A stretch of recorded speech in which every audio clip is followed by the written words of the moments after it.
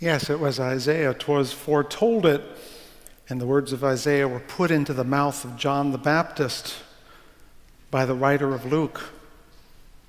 There it says, right there in the lesson today, if you were in a Protestant church, they would be reading the passage where it starts, in the 15th year of the reign of the Emperor Tiberius, the word came to John, son of Zechariah, who went into the region around the Jordan proclaiming repentance and forgiveness. Using the words of Isaiah, John the Baptist with his hair shirt and his staff walked about in the land saying, "Prepare the way of the Lord, make his path straight. Every valley shall be filled and every mountain and hill shall be made low." You can almost hear the handle just as you hear the words. Isaiah, 'twas foretold it. And I'm going to make a prediction myself today. It's based on evidence. Member of the church, as I'm standing on the corner, says, "Are you going to preach a good sermon today?" And I said, "I don't know. Are you going to hear a good one?" It's important because at the end of every effort, it's not what I say, it's what you hear. I'm hoping, faith, hope. I'm hoping you will hear a good word today, but I'm sure that the word of hope you want to hear is already there inside you. And if I'm very good and very lucky, and more lucky than good, you will hear the word of hope already inside you, and I will just have given you permission to feel that hope. Faith and hope, of course, are two of our themes in Advent, 50-year-old themes. Last week you heard about faith as something one has to do, not just something one has. And that's also true for hope, but I think we know that already. But they're connected, you know. Mr. Paul, the famous apostle, put the three, faith, hope, and love, together in his letter to the Corinthians. And my wonderful predecessor, Duncan Littlefair, added joy, which when you put all three together is what you should feel, right?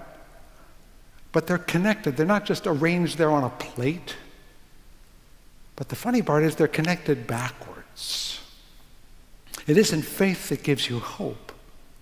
It's hope that gives you faith. And here's why. So there was a pious pastor whose congregation gave him a cruise in the Caribbean. He had worked for many years, was very tired, and they saw the fatigue on his face and said, "Here, Pastor, go down to the Bahamas. Here's a ticket. Go enjoy the cruise. Relax. Put everything out of your mind." And he says, "Thank you, thank you." And he goes down to Florida, gets on the boat, and out in the middle of the ocean, the boat sinks. And there he is in the water. And he says, "This is an omen. I'm being tested. God, I know you will save me. You've put me in this testing place, and I'm affirming my faith in you, oh God."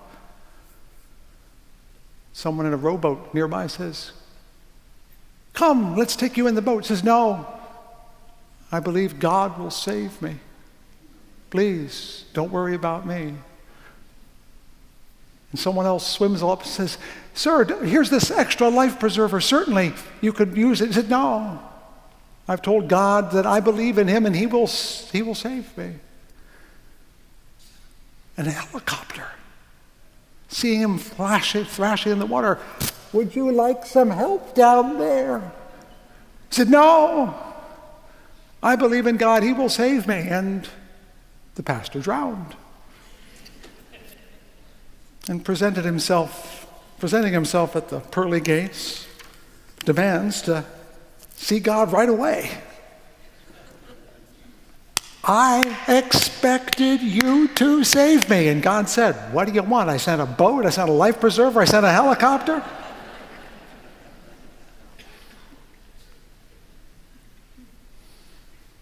It's a story of misplaced hope, that he let his faith distort his hope, shape his hope so it was unrealistic. And that's important because we have these exotic notions about what hope is. And I'm here to tell you that hope is very simple. And it comes before any particular faith in God or not. It is the sense that there is a future worth living for. That's it. As Albert Camus said, the great existentialist writer and philosopher, suicide is the only legitimate philosophical question. And what he meant by that was, any day you don't kill yourself, you have already given an act of faith in the world. You have some kind of hope. The question is, what kind of hope? That's why I like the story of Jabez Dawes. His not believing in Santa Claus is a stand-in for not believing in really anything. He's the true nihilist. It's all about him. He's a little sociopath, dancing merrily through life. He doesn't care about anyone, hardly himself. He has no faith, he has no hope. All he has is appetite. And so it's no wonder when Santa Claus appears and says, "It isn't I, it's you that ain't." Santa Claus is hope personified. Jabez is hopelessness. Who would choose Jabez Dawes, a flesh and blood creature who has no hope, over a fantasy creature that is embodied hope? Do you see where I'm going? Hope is the most real thing we have. It's what makes everything else possible. Now, of course, when John the Baptist spoke, we hear these noble phrases from the prophets, and we respond to them, and we forget, but sense that there's a larger message there, because they come from Isaiah in a time when Israel was struggling in captivity. And we all know that the Christmas story itself is much longer than the nativity story, that there is a person that emerges in the world and does work and makes a difference. Those hopes may or may not be your personal hopes. We don't feel personally defeated, most of us. Most of us aren't expecting to be transported into heaven like the pious pastor. Most of us don't even have the afflictions of the poor of the world. So I'm curious. I'm puzzled. I need some help here. Why is it that our culture, the one we live in, this American culture we live in, seems so saturated with extravagant hopes? What I mean is, how many people do you know go to casinos expecting to get rich? That's an extravagant hope, in my opinion. Or play the lottery, expecting to cash in. Or start businesses figuring they'll be the next Bill Gates. I mean, I want you to have ambitions, but pulling a one-armed bandit or buying a lottery ticket is not exactly making the world different for yourself. It's just wishing.